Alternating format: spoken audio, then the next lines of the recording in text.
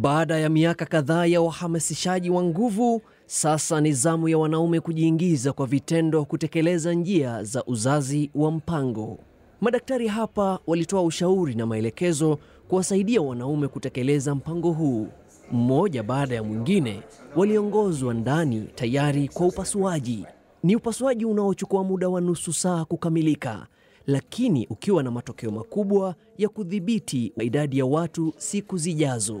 Nazak alikuwa wa kwanza kufanyiwa upasuaji huu. Lakini wakati nilimshawishi na nikamweleza ile walinieleza, ndio akakubali, akaona basi.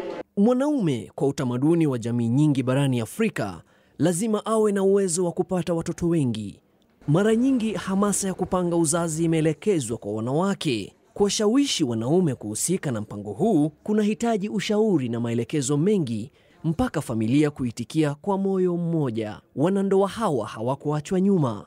Hizi njia za kupanga uzazi ambazo mganga alikuwa anatumia, kama kuwekewa chuma kwa mkono wake, kumeza dawa, zilikuwa zinamletea madhara makubwa sana. Na sasa nikaamua mimi mwanaume nijitokeze, nifanye njia ya uzazi ili yeye aweze kupumua, ajihisi vizuri.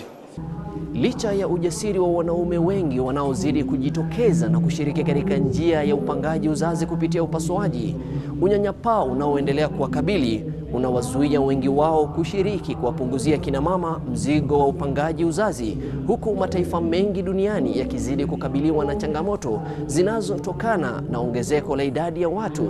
Huu si uamuzi rahisi kwa wanaume wengi.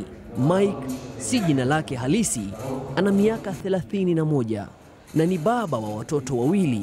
Uamuzi wa kufanyiwa upasuaji huu huenda ukawa mzuri kwake, lakini je, atahimili unyanyapaa utakaofuata? Jamii ambayo nimetoka wanaweza nichukuliaje kufahamu kuwa nimeweza kufanyiwa vasectomy? Kwa hivyo hilo ni jambo ambalo kwa singelitaka kwanza wale walifahamu. Daktari Charles Ochieng anamtoa wasiwasi Mike.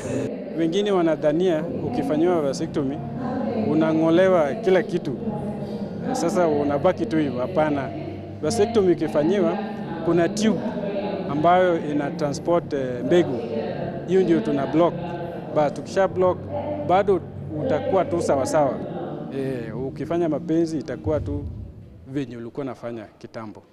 Huku kukiwa na wasiwasi wa ongezeko la idadi ya watu kwa nchi nyingi barani Afrika, nguvu ya dini na utamaduni kwenye masuala ya kudhibiti uzazi vitaendelea kuwa ni changamoto kwa muda mrefu. Abdi Nur Aden, Dira TV, Nairobi.